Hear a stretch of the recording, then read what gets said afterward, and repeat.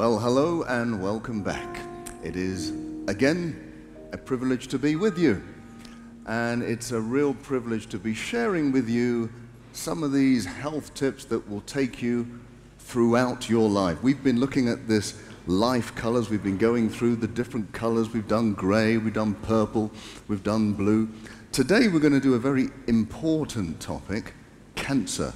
It is the green topic, and I am sure that all of us, you at home, wherever you may be, you know somebody who's had cancer.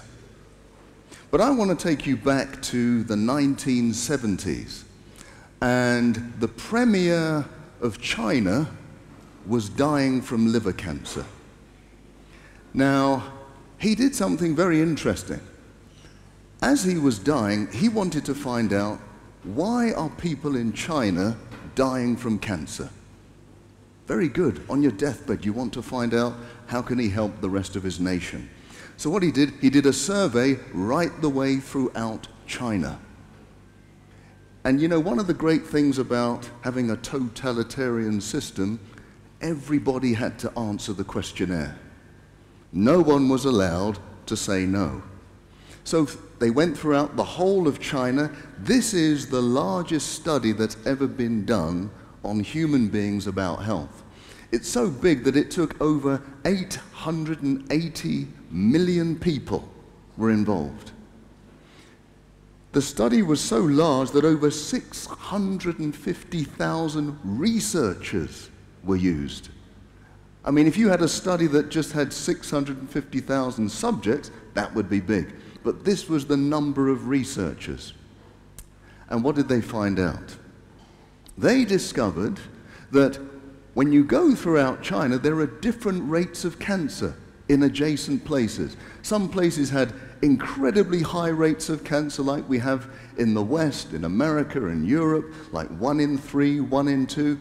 But right next door, people had very low rates of cancer, almost no rates of cancer. 1 in 100,000, 1 in 200,000. And they scratched their heads and they said, well, what is going on? They did more experiments, more tests, and they discovered something. The richest parts of China had the highest rates of cancer. The poorest parts of China had the lowest rates of cancer.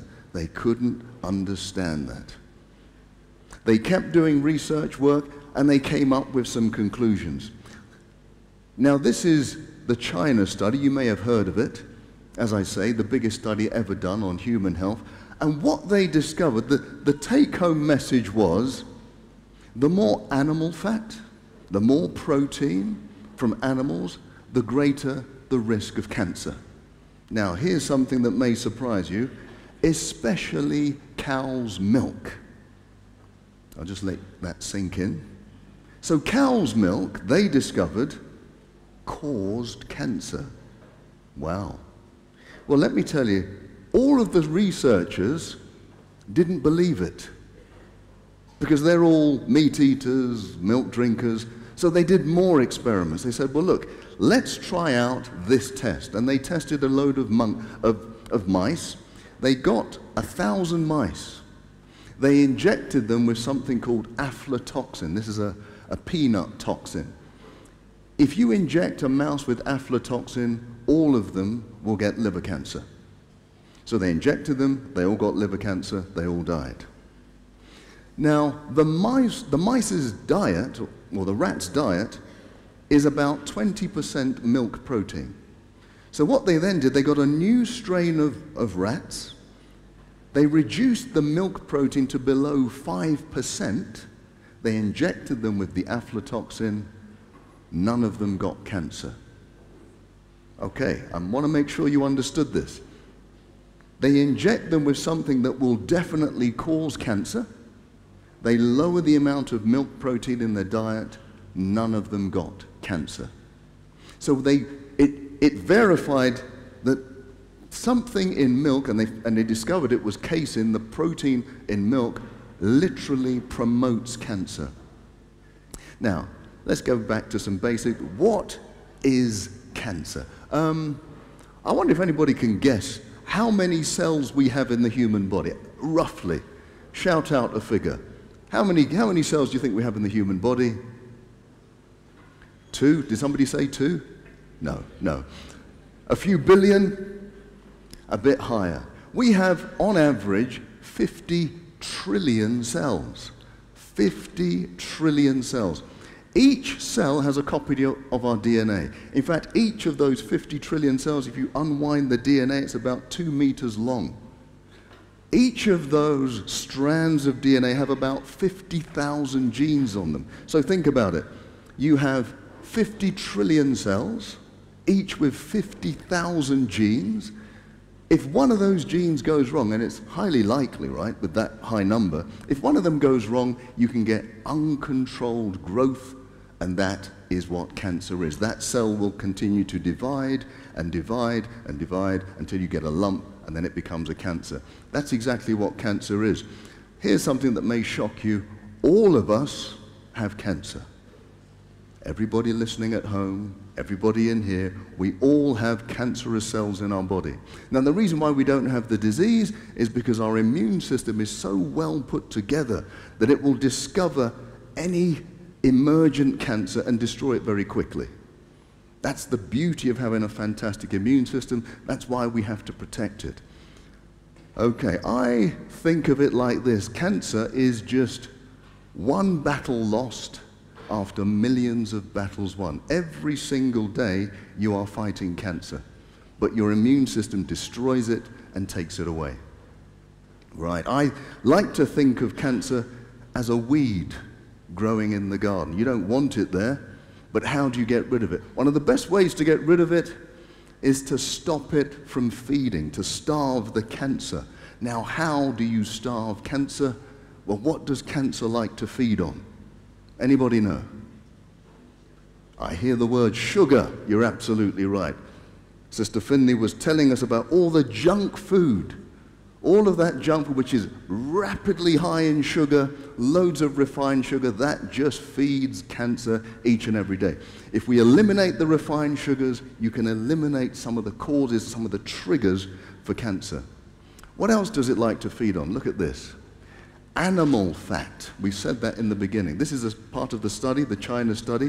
When you look at the graph, this is a huge study because it takes in populations. And on the x-axis, you can see that as the animal fat increases, on the y-axis, the rate of breast cancer increases too. So you can see that correlation line. Right at the top in the corner, you've got New Zealand, heavy meat eaters, heavy loads of animal fat. Right down at the bottom, you've got Thailand, El Salvador, very little animal fat intake, very low rates of breast cancer. So it's related. The more animal fat you have in your body, the higher your risks of breast cancer, and I can guarantee it's for similar cancers too. Colon cancer, here's another graph, looks almost exactly the same. The more meat protein you consume, the greater the risk of colon cancer. And if you haven't been watching, most universities are coming out with studies now that the more red meat you eat, you increase your risk of bowel cancer. In fact, in Great Britain a few years ago, they did a study that showed just 30 grams of red meat per week. I don't know, I think that's about 2 rashers of bacon. Most people eat more than that. 30 grams of red meat per week increases your risk of bowel cancer by 60%. So some people say, well, I'll just reduce my amount of red meat. Okay, but if you know something causes cancer, why don't you just get rid of it completely? You know, if you told me that beans caused cancer, I wouldn't just say, I'll reduce them, I would eliminate them. They don't. They do exactly the opposite. Beans actually help us eliminate cancer from our system. Look at this map of the world, breast cancer. Now, when you see this map, the red areas have the highest rates of cancer. Then you go down to the orange, then to the yellow, then to the pale green, and then to the dark green. So the dark green has very low levels of breast cancer. Now, what do you notice about this graph? Or map of the world? The wealthiest countries in the world have the highest rates of breast cancer. You know, there are people in all countries all over the world trying to get to these wealthy countries, not realizing that when you get there, your rate of breast cancer goes straight up. That's right, it doesn't matter. It's not genetic. If you go from Africa or India, which has low rates of breast cancer, and you place yourself in London or Washington, your rate and chance of breast cancer goes straight up. It's not genetic, it's all about lifestyle, and if you see what we eat in the West, you'll know exactly why. Here's a question for you. Is this natural? Is this natural? No, it's not natural. You see, cow's milk was designed to make a little calf into a big cow. It's got all the proteins and hormones necessary. If we were really supposed to drink milk, we probably should be drinking milk from our mother's breast into adulthood. None of us are doing that. However, if you go to a certain place in London, it's called Covent Garden, you can buy some ice cream from a lady who makes it from her breast milk. Anybody volunteering to try that? No. No, we wouldn't even think about it. That's a little bit off, isn't it? But it doesn't make sense to me that we would say that's a little bit disgusting, but we'll take it from another animal, from a different species. There's no animal in the wild that drinks milk into adulthood. There's no other animal in the world that drinks the milk from another animal. Only we do that.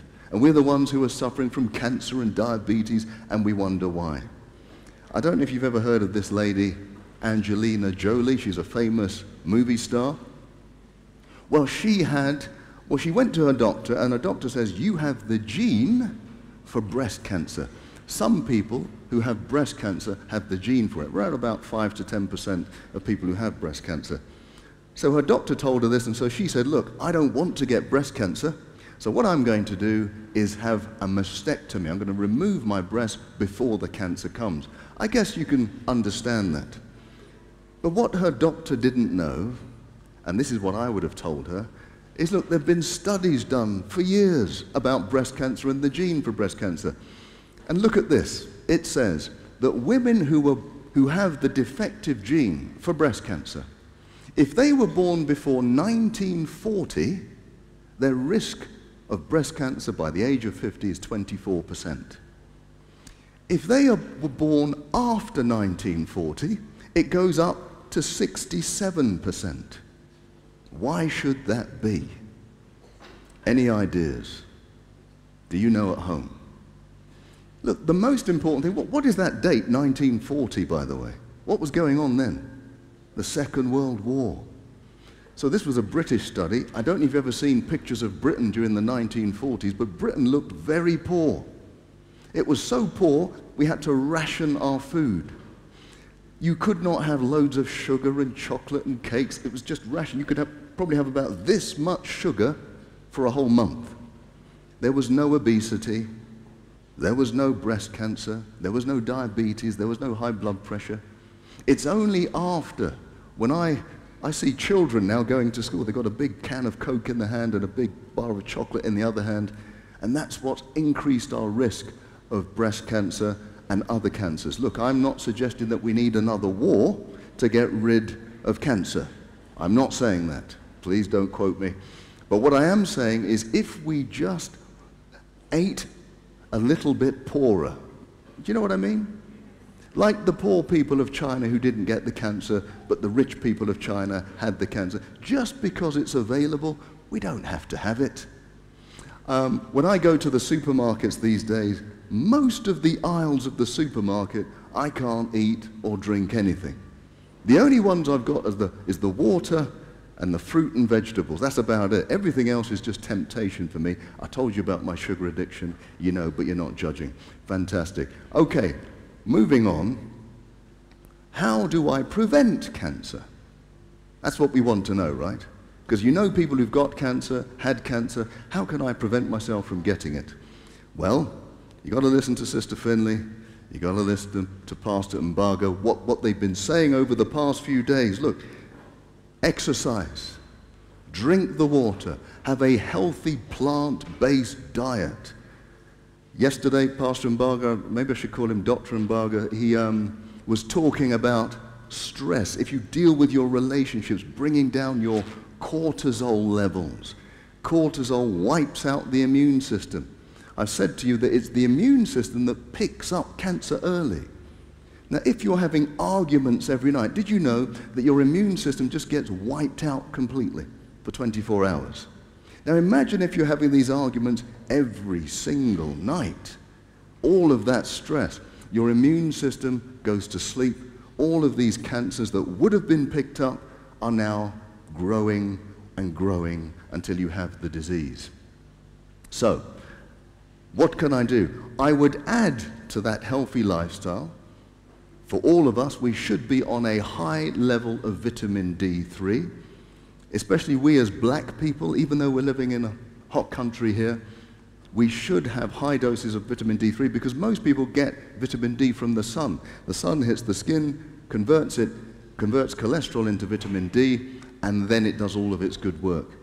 But most of us don't spend a lot of time in the sun. We go from our air-conditioned home to our air-conditioned car to our air-conditioned office. We're not out in the sun enough. We need high levels of vitamin D3, and I would also add to that a minimal level of vitamin C, 2 grams a day.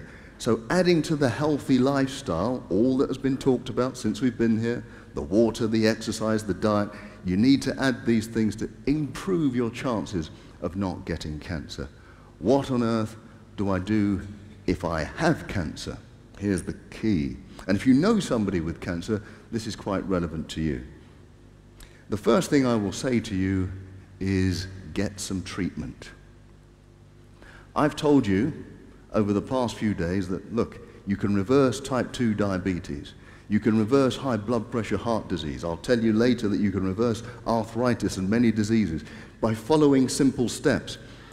With cancer, yes, you'll need lifestyle treatment, but you will need hospital treatment too, right? You will need to see a professional. If you have a tumor, it will need to be removed.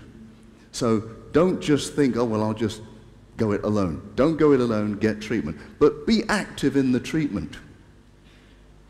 When the doctor says to you, this is what we want to do, ask questions about it.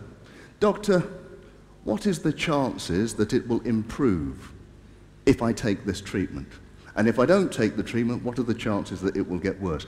They will have those numbers for your cancer for you. And if they don't have it, tell them to find out before you make the decision. Sometimes they talk about chemotherapy. Very few people want chemotherapy. Well, always ask them, is it possible to have immunotherapy? Always ask that question. Immunotherapy has been developed over the last 10 years, and what it does, it uses your own immune system to target the cancer. It has very few, if any, side effects because it's using your own elements. So think about it. Don't just accept everything. Absolutely be questioning. Now people say, but what about prayer and going the natural way? I get this a lot, and I do want you to understand me. God answers prayer, doesn't he? He can cure any disease. He's done it, and he is doing it. Some of you may have testimonies. But what we shouldn't be is arrogant enough to say how he's going to cure us. So unless God has told you exactly how he's going to cure you, he's told you personally, it may be that through the doctors and the medication, that's how you're going to be cured. Now, just in case you think I'm just talking off my own head, do you remember that king Hezekiah? Remember Hezekiah? He was a good king. God sent Isaiah to him to say, look, get your affairs in order, King Hezekiah. You are going to die. Not good news. Hezekiah wasn't happy about it. He turned his face to the wall, wept, prayed to the Lord. And as Isaiah was on his way out of the palace, he was told by God, go back and give him a new message. He said, look, I'm going to give you 15 more years. You are going to live. You are healed. You remember that story, right? Okay. Now, if God says you're healed, right? He doesn't have to do anything. He just speaks it and it's done. But what happened to Isaiah? Isaiah said to him, look, take a lump of figs. So they took, laid it on the boil, and then King Hezekiah recovered. So God said he was healed, But then he used the medicine of the day to actually heal him. It didn't just come just by prayer. And that may be the same in your situation too. So unless God tells you this is how I'm exactly going to heal you, don't be presumptuous to think I'm just going to do it by prayer. I don't need any other help. So I would always say to you, look, it's not just treatment. You must have lifestyle involvement as well. So if you have an active cancer, rather than do the 10,000 a day of vitamin D, it needs to go up to 20,000. Vitamin C IV, very good if you take it to 10 to 20 grams per day. These things, if you're doing all of these things with the lifestyle and all of that, you're doing the basics that will help your body with cancer. And it won't interfere with any of the medication you're having, I can guarantee that. Now, if you have to go down the chemotherapy route, and it's never a great thing to have chemotherapy, but what you are able to do to reduce all of those side effects is to fast. It has been shown that if you fast for 2 days before, 1 day after your chemotherapy session, the chemotherapy targets specifically the cancer and leaves your other cells alone. The symptoms, the side effects of chemotherapy is when it hits the good cells, like your gut and your hair, and everything starts to fall out. So if you fast before, what it does is slow down the metabolism of your normal cells. Your cancerous cells, they keep racing along and they keep feeding. So it will pick up the chemotherapy a lot quicker, and it will destroy the cancer with fewer and fewer side effects. I had a wonderful text only last year from a lady who 8 years ago came to me with a problem with her diagnosis of breast cancer. She came to me and she said, Dr. Chidi, I've got breast cancer, but I just want to go the natural route. I convinced her that probably that wasn't advisable. What you need to do is definitely improve your lifestyle, but also get the hospital treatment too. She sent me a text, and it basically said to me that I'm so grateful that I'm alive today because I came to you and I got that advice. When I started my cancer journey, I was with several other women who decided to go the natural route. They are all dead. I am alive. It is important that we do both together. The hospital treatment on its own is not that great, I'll be honest with you, on its own. But hospital treatment plus lifestyle adjustment can allow you to really have the best possible chance of conquering cancer. And lastly, what we have to talk about is what we've been talking about throughout the week: practicing peace and love. Look, you can be eating the best food, doing all the exercise, but if your body is generating all of these stress hormones, you are putting yourself at risk. We're going to have to learn to love. We're going to have to learn to forgive. We're going to have to learn to live and be in peace. If you're able to do all of those things, you are dramatically increasing your chances of survival of cancer and preventing cancer coming in the first place. What I want to do is just pray for you as I end. Father in heaven, we're so grateful that you have the gift of healing. Father, everything we do, everything we have is yours. But Lord, there are people today suffering and worried about cancer. We're asking for your divine healing hand to be upon them today. May the words of your healing go out to all those family members, colleagues that may need your help today. Lord, we ask this in the name of Jesus. Amen.